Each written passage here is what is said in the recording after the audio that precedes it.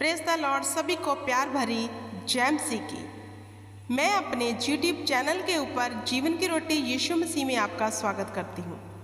मेरे प्रिय भाई बहनों, आज का जो टॉपिक लेके आई हूँ पवित्र वचन में से वो है शारीरिक कामों पर नियंत्रण रखें। जी हाँ, वचन क्या कहता है इसके विषय में आइए पढ़ते हैं।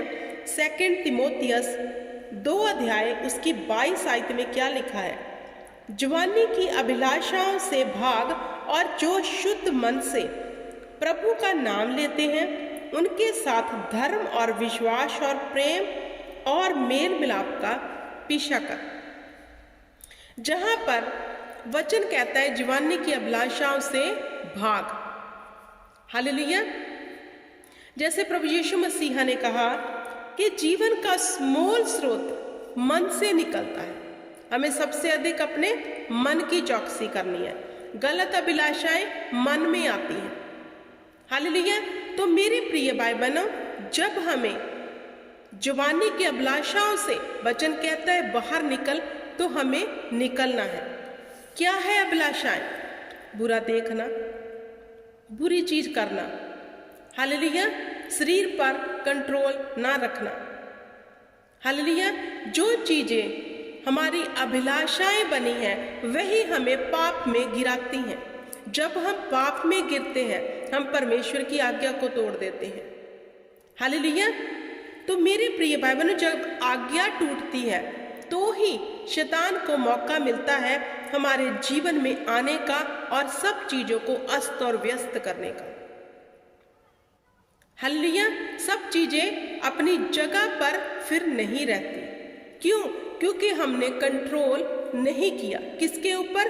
अपनी अभिलाषाओं के ऊपर, अपने जीवन के मन के विचारों के ऊपर हमने वह होने दिया। इसलिए हम विपत्ति में पड़े हैं, इसलिए हम दुविधा में पड़े हैं। क्योंकि जो परमेश्वर के कहने में रहता है मेरे प्रिय भाई बहनों, उसके ऊपर परमेश्वर का वाड़ा रहता है।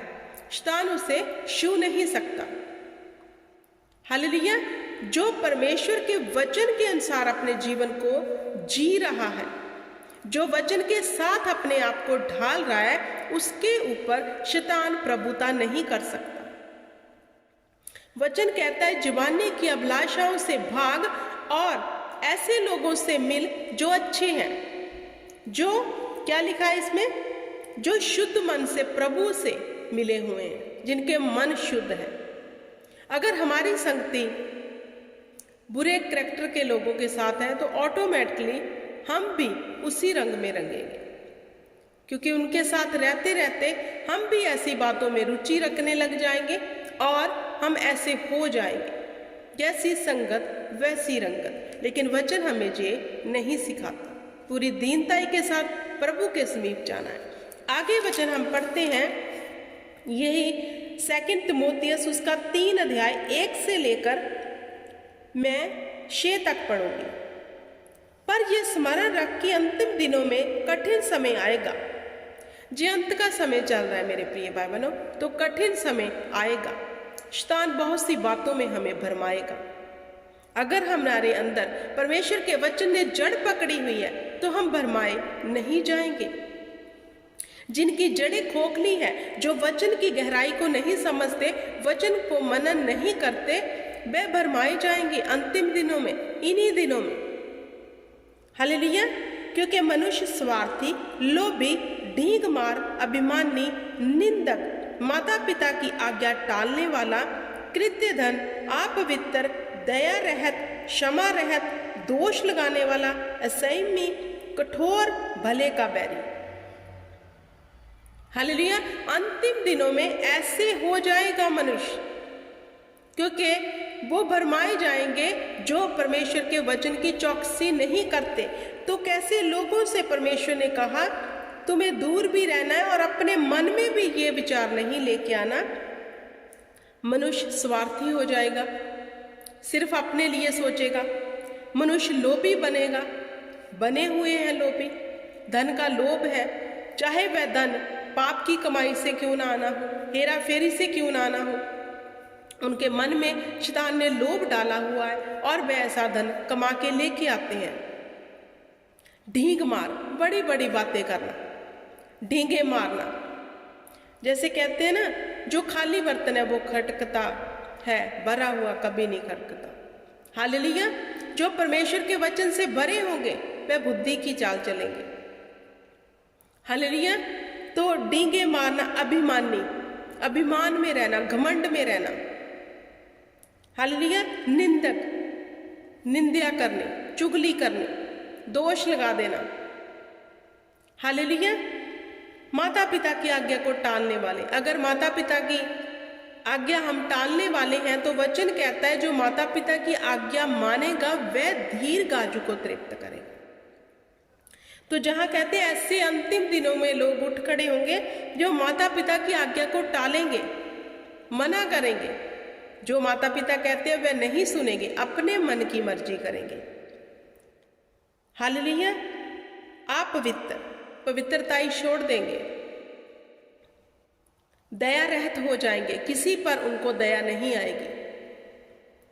क्षमा रहित, दोष लगाने वाले हो जाएंगे, ना किसी को क्षमा करेंगे। हालेलुया। और दोष लगाएंगे। तो मेरे प्रिय भाई बहनों, जितने भी मैंने वचन दिए हैं, पढ़ाए हैं, ये सब शरीर की बातें हैं। तो शरीर के कामों पर नियंत्रण रखने के लिए ना तो हमें स्वार्थी बनना है, ना हमें लोभी बनना है, ना ढींग मारना, अभिमानी, ना निंदक, ना माता पिता की आज्ञा अनाज्ञाकारी, ना कृत्य धन, ना अपवित्र, ना दया रहत, ना क्षमा रहत, ना दोष लगाने वाले। जे इनमें से कोई भी बात अगर हमारे जीवन में है तो हम शरीर पर नियंत्रण नहीं रख रहे, क्योंकि ये सब बातें शरीर में आती हैं, मन में। हम स्वार्थी बन जाते, अपना ही फायदा सोचते हैं, हम निंदा करते हैं, चुगली करते हैं, क्योंकि हमें अच्छा लगता है। शरीर हमसे ये सब करवाता है, हमारी ज्ञान इंद्रियों के द्वारा हम ये सब करते हैं। बोलते हैं मुंह से दोष लगाने के लिए, तो इस ज्ञान इंद्री को इस्तेमाल कर रहे हैं। बुरा सुन रहे हैं तो कान की ज्ञान इंद्री को इस्तेमाल कर रहे हैं। बुरा देख रहे हैं तो आँख की ज्ञान इंद्री को इस्तेमाल कर रहे हैं। पाप में हाथ पड़े हैं तो इनको हम इस्तेमाल कर रहे हैं। तो शरीर के ऊपर ही हमें नियंत्रण रखना है ताकि परमेश्वर का आत्मा हमें चला सके। जिन मनुष्यों का अपने शरीर के ऊपर नियंत्रण नहीं है, कुछ भी बोलते हैं, कुछ भी देखते हैं, कुछ भी सुनते हैं, कुछ भी करते हैं, उनको परमेश्वर का आत्मा कभी चला नहीं सकता। इसलिए उनके जीवन में डिले है, उनके जीवन में शर्मिंदगी है, उनके जीवन में घटी है, बीमारियां हैं, क्योंकि उन्होंने अपने शरीर के ऊपर नियंत्रण नहीं रखा हुआ। अगर दोष लगाने वाले बैठे हैं तो वह भी उनके साथ बैठकर ऐसे ही दोष लगाएंगे, क्योंकि उनका अपने शरीर के ऊपर नियंत्रण नहीं है, क्योंकि वचन ने जड़ नहीं पकड़ा। हालेलुया। आगे कहता है वचन, विश्वासघाती, ढीठ, घमंडी और परमेश्वर के नहीं वरण सुख विलास के चाहने वाले होंगे। परमेश्वर को चाहने वाले नहीं होंगे, ढीठ हो जाएंगे, वचन सुनेंगे लेकिन उसके अनुसार नहीं चलेंगे, वो ढीठ बन जाएंगे, उनका मन उनको कठोर करके रखेगा, क्योंकि उनका अपने मन के ऊपर नियंत्रण नहीं है। वो परमेश्वर से प्यार करने वाले फिर नहीं होंगे। तो मेरे प्रिय भाई बहनों, अगर हम ये बातें कर रहे हैं तो हमारे शरीर के ऊपर हमारा कंट्रोल नहीं है, जिसके कारण हम परमेश्वर की आशीष, बरकत, चंगियाई, हालेलुया, उसकी सामर्थ का स्वाद नहीं चख रहे। यही कारण है। अगर इनमें से कोई भी बात आपके जीवन में है, आज ही निकाल दो। आज ही परमेश्वर के आगे प्रार्थना करो, दीन होके जाओ कि खुदा मुझ में जितनी भी बुरी बातें हैं मेरे से दूर कर दे। मैं क्लीन होना चाहता हूँ, मुझे बुद्धि दे, समझ दे। आगे 6 में क्या लिखा है, इन्हीं में से वह लोग हैं जो घरों में दबे पांव घुस आते हैं और उन स्त्रियों को वश में कर लेते हैं जो पाप से दबी और हर प्रकार की अभिलाषाओं के वश में है। हालेलुया। ऐसे लोग घरों में घुसते हैं। शैतान ऐसे ही हमारे जीवन में आता है और हमसे पाप करवाता है। हालेलुया। कौन लोग पाप को बढ़ावा देते हैं, जिनका अपने शरीर के ऊपर कंट्रोल नहीं है। यूसुफ की स्टोरी पढ़ी होगी। पाप उसके द्वार पर था, हालेलुया, लेकिन उसने इनकार किया, भाग गया। क्या आप ऐसे हैं? हालेलुया। जब दाऊद ने पाप किया, उसकी आंखों ने गंदा देखा, क्योंकि उसने अपनी आंखों पे कंट्रोल नहीं किया। देखा, पाप किया, जिस स्त्री से पाप किया, फिर उसके पति को मरवा डाला। उसको सजा मिली इस बात की। बाइबल बयान करती है, कोई भी दंड से बच नहीं सकता। अगर पाप करोगे तो दंड मिलेगा। हालेलुया। तो मेरे प्रिय भाई बहनों, अगर हमारा शरीर के ऊपर कंट्रोल हो गया तो परमेश्वर की दया को आप देखोगे, आप परमेश्वर की महिमा को अपने जीवन में देखोगे। क्या मिलता है 2 मिनट की चुगली करने से, 2 मिनट गलत देखने से, बुरी बातें करने से? कुछ हासिल होता है? नहीं, टाइम वेस्ट हुआ है। और ऊपर से आत्मिक जीवन भी जीरो है, और हम शैतान को बढ़ावा देते हैं कि हाँ, हमारी जिंदगी के साथ खेल हम खुद अलाउ करते हैं। नहीं तो जिसने प्रभु यीशु मसीह के ऊपर विश्वास कर लिया, वह परमेश्वर के अनुग्रह के नीचे आ गया। अब जो अनुग्रह के नीचे है, उसको उस उद्धार में बने रहना है। बने कैसे रह सकते हैं? जब हम अपने शरीर के कामों पर नियंत्रण रखेंगे, ताकि परमेश्वर का वाड़ा हमारे जीवन में रहे और शैतान संदेह हमारे जीवन से शर्मिंदा रहे। हम आशीष को ले, चंगाई को ले, परमेश्वर की दया के पात्र बने रहे, क्योंकि उसकी दया अमर है। हालेलुया। तो मेरे प्रिय भाई बहनों, इन बातों से बाहर निकलो।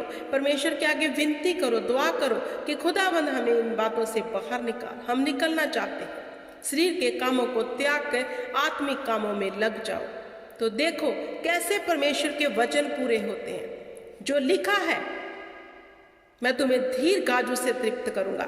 उसने लिखा है, मैं तेरा चरवाहा हूं, तुम्हें किसी बात की घटी ना होगी। जिस काम में तू हाथ लगाएगा वह सफल हो जाएंगे। तू बड़े बड़े काम करेगा। अगर ये वादे पूरे होते देखना चाहते हो, तो शरीरक कामों को त्याग कर आत्मिक कामों में लग जाओ। हालेलुया। मेरे प्रिय भाई बहनों, आई होप कि आपको समझ आ गया होगा। खुदावंद आपको बड़ी बरकत दे, आशीष दे। वचन में बने रहो। परमेश्वर का वचन ही हमें छुड़ाता है। जय मसीह।